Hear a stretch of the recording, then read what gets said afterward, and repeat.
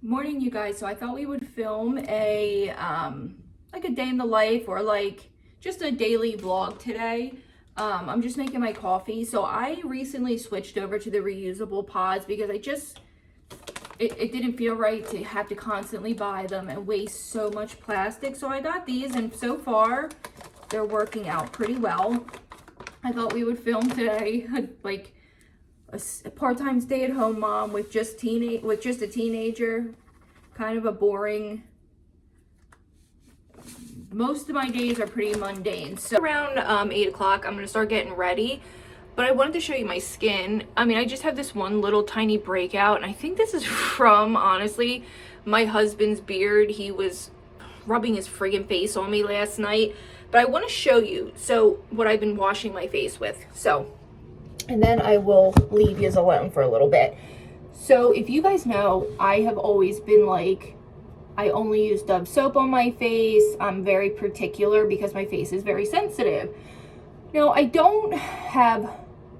lucky enough that I don't have like major body odor. I know that's weird to say, but I like to prevent it as well. And being plus size, I just like to be extra clean. So I saw a lady on TikTok. I wish I knew her name, but she has a belly apron kind of like mine, but actually hers was much more representative of mine, where it's just a little bit, and I keep that, like, just my belly hangs a little bit just from having a lot of loose skin, and I keep that area as dry as possible. But like she was explaining, which my dermatologist had explained this to me too, that you should dry that area if possible with a hair dryer, because you think you're drying and you're not. And that's a lot of times what causes like bad odors and bacteria. It's like under your breast, things like that. And this can be for men or women, because men, some have breast, some have fat rolls, whatever, back rolls. But she said she uses antibacterial soap first. And because it is antibacterial, I guess it kills any type of bacteria that could be growing under there. I know everyone's not a fan of this soap, but it's so mild scented that I think you'd be okay with it. So then I tried to use it on my face as well. So I don't ever directly use this onto my body. I use it on a washcloth. And I just thought, let me try it on my face. I had a little patch of like acne over here just from not washing all the makeup off all the time. Sometimes it gets in my hairline. This is a miracle. I'm telling you what, I wash first with this now. And they do have a liquid form. And then I go in with my regular body wash, which I've cut way back on, because this cleans you really, really well.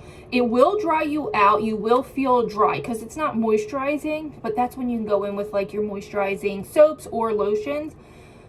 This is a game changer. I was sweating my ass off the other day. What was I doing? I don't know. I was so sweaty and no odor. This really, really works. And this 3-pack, what is it? Like $2, $3. So you're paying you're paying right around $1 for each bar. Try it out. Let me know what you think, or have you been using it? And I love it on the face. My daughter suffers from acne, and I've been trying to get her to try it because she has like little hormonal breakouts, but her body acne is kind of worse than her face, and I think that is the answer. But let me know what you think. Its active ingredient is an antibacterial. I don't know how to say it. Benzoyl conium. I'm not even going to try it. That's embarrassing shit. But it's an antibacterial. It says for washing to decrease bacteria on the skin. And you guys, I really think it does. It's gentle. It's cleansing. And I've grown to really enjoy the scent because it smells clean. You feel clean. You smell clean. You know what I mean? I just wanted to share that with you. So I'm going to put my makeup on. And this is just what I've been using after.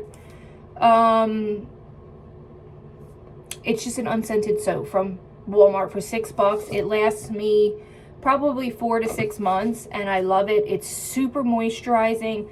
They say it's compared to Cetaphil. I don't know. I just like it because I can put it on my face. All right, I'll see you in a little bit. Okay, my beautiful friends, so I am making essentially chicken cutlets so that I can bread them. Well, I guess it's chicken parm. I don't know why. It's chicken parm, but they're cutlets. So this is how thin you want this. I mean, it's like you could even, honestly, if my aunt was making this, she would even beat that thinner. Very, very, very thin. I don't want to touch anything. I have parsley, but these are Italian breadcrumbs. I have 2 eggs and about a 1/4 cup of milk. And then I'm going to get some flour. But you have to use Italian style. I mean, you don't, but I prefer to. And then here for the chicken, I have some parsley. I have Italian seasoning, garlic powder, and then I'm going to do salt and pepper. I'm going to do all that, and then I'll be back when it's time to do the breading. Luckily, my grandmother gave me a bunch of rubber gloves, so this is going to be much cleaner than usual. I have 6 cutlets here. I have a whole nother thing, but I think 6 is plenty. That gives my husband 3 or 4, and I can have 1 or 2. They are paper thin, and these are definitely the type of cutlets you want. These are thin. They'll fry up in less than 3 minutes, and you can pop them in the oven to reheat them with pasta sauce and your cheeses. So I will be back when we're ready to start breading after I've seasoned everything. Okay, you guys, I am sorry if the lighting isn't the best. I am in my kitchen, and it seems like the sun just went away for some reason.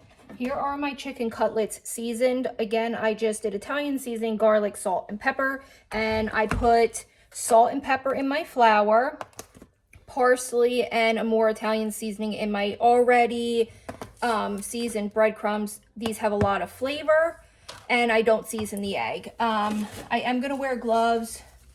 My chicken is already cleaned and prepped and ready. When you are making cutlets, the most important thing I can give you as a tip, I'm sure many of you have made that, ow, it feels like I bruised my hand, is the thinner the better. It's even like a pork cutlet. The thinner it is, the better it's going to fry up and the easier it's going to cook. I think that's the most daunting part, is the frying part. I think people get nervous because these are like a quarter, or is that even a quarter of an inch? Because they are so thin, they're gonna cook up super fast. So I'm gonna dip one side in I'm gonna do a coating of the flour. I probably should trim that little piece, but I'm just gonna leave it. Dip it right into my egg mixture. These gloves are gonna make it so much easier. I'm not cooking these quite yet, so I'm gonna end up just sticking them in my refrigerator with some saran wrap, and that will keep them for a couple hours till it's time to cook them, because these are going to cook so fast. I probably should have got a bigger container I didn't realize how long these were, but then you just shake it off. You could definitely double batter if you want to, but I don't think you need to. And look how perfect that is. I hope you guys can see it. I'm sorry I can't touch anything yet, but they look absolutely beautiful. So I'm just going to set it right here. Oh, we lost a little bit of breadcrumb there. Perfect.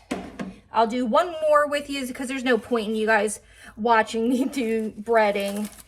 I'll come back when it's time to fry them up.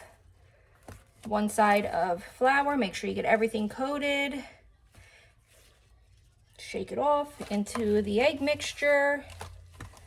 Let it kind of drip off. Right into your breadcrumb. Make sure you get all of it coated. All of you guys probably know how to make cutlets. Maybe you just forgot how much you like cutlets, and this recipe will remind you. Don't worry about the counter. I will disinfect with Lysol when I am done, because it is a messy process. I definitely feel stupid using this small little container. And that one, oh my goodness, it smells so good. And perfection. Okay, you guys, give me about no time for you. I will be back very soon. Okay, my beautiful friends, so here is all the chicken cutlets. Like I said, I made about 6. These are going to be perfect. I'm going to saran wrap them. I prefer to let them sit and rest for like even 20 minutes, just to give them a little rest time. Actually, while I'm talking to you, I'm going to clean up this mess. It literally just makes it a little bit easier to fry them, but that's also personal preference. I just feel like it gives it time to really just stick and kind of absorb all the flavoring, stuff like that. Those gloves made a world of difference. Hold on, let me pull you up so you can kind of see me as I'm talking while I clean up. They made a world of difference. I did change. You guys are probably thinking it's the same day. I did change though. It just got warmer out, so I threw on like an old house dress. I have clothes that I strictly wear only in the house. I'm sure every lady or person does. That I don't wear out. This is like an old stained dress, so I only wear this indoors. I mean, I'll wear it to the grocery store. I don't prefer to, but I will. But I'm just gonna disinfect really quick. Let me move this over here and clean up, because of course I'm an idiot and I mopped and cleaned my stove before. I don't know why I did that. Do I have a clean rag or do I have to use paper towels? I hate using paper towels. So let me just get all this cleaned up, and then I just fry it up in vegetable oil. You can do canola oil, you could do peanut oil, I guess. I don't really know. But these are gonna fry up so fast, and then I'll put my oven on like 175 and let them just keep warm. Then I'll crank it up to 350, and I will, just cook it for about 10 minutes so that the cheese melts, and then you have a perfectly easy meal. These are the ones that I get from Purdue. I don't care what brand it is. These just happen to be cheaper. For some reason, Acme brand for thin cutlets were $8.99 a pound. They were luckily buy one, get one free, but it was so much chicken and I didn't need it all, and it was gonna be 20 something dollars. So these were unfortunately $6.99 a pound, but it's just a Purdue thin sliced boneless breast. I'm sure you could ask your butcher, sorry, my face is itchy, to thin it for you, but it's so easy to make your own cutlets. If I ever get a chance to, I will, well, when I get a chance to, I will show you how I thin out like those fat chicken breasts that we've had lately at the grocery store. Not kidding, I can get probably 4 to 5 cutlets out of one of those big fat ones. So I'm gonna clean up everything, remop this little section, and then it's 3 o'clock now. As soon as my husband calls me to tell me he's on his way home, I'll start frying them up. So I will be back in a little bit. Guys, I'm putting you on my tripod. Listen, when you fry up chicken, I don't think I have to say this, but just whatever you do, be careful. So I have my pot of pasta back here. I have about a half a cup of oil. It's just regular vegetable oil from Walmart. Excuse this hideous dress that I'm wearing. It's just this. I already said before, it's just my ugly little house dress. I really don't like it, but I didn't want to mess up any clothes in case I splattered. And I just had paper towels and that to catch. I'm letting this heat up. I have it on medium, and I'm gonna pull out my glass dish to bake it in the oven when I want to just fry up the cheese. I'm going to put on my fan from my vent fan, so I'm not going to be able to talk, but you guys can just watch. I'll fry up one with you. I don't want to bore you to death, and then I'll show you the rest from there.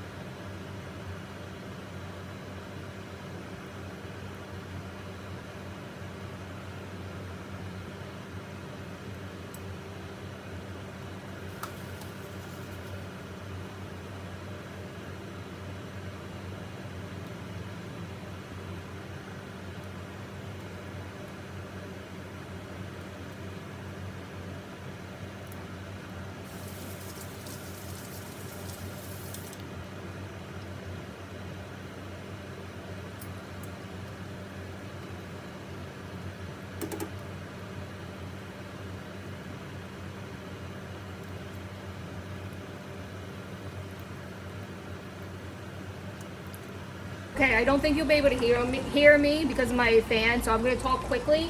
They've been cooking about 3 minutes. I'm going to flip it when it's golden brown, and I'll come back when I'm ready to flip. It's just boring. I don't think you're going to see the whole thing. I'm just going to flip it over and cook it on the other side, and then I'll come back when it's time to put sauce and everything on them.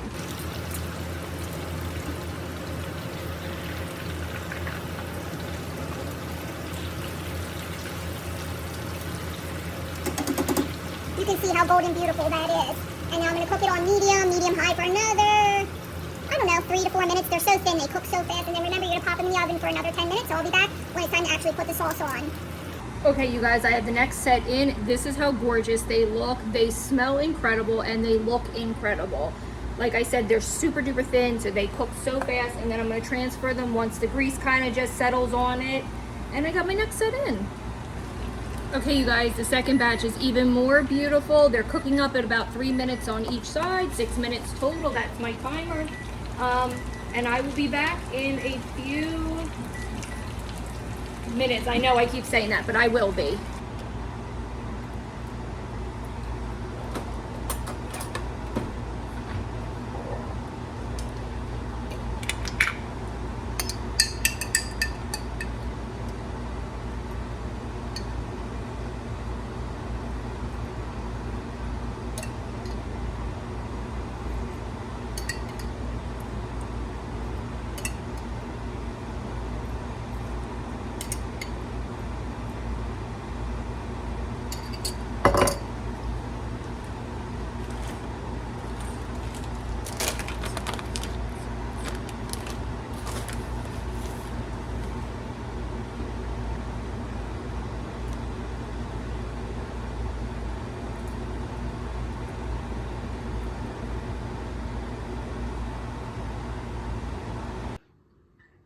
Okay, so excuse me. Some of you might be wondering why only 2 have cheese. I can always add cheese tomorrow if there's leftovers. My husband has a major aversion to cheese. It's almost like a phobia. It's not something I want to get into.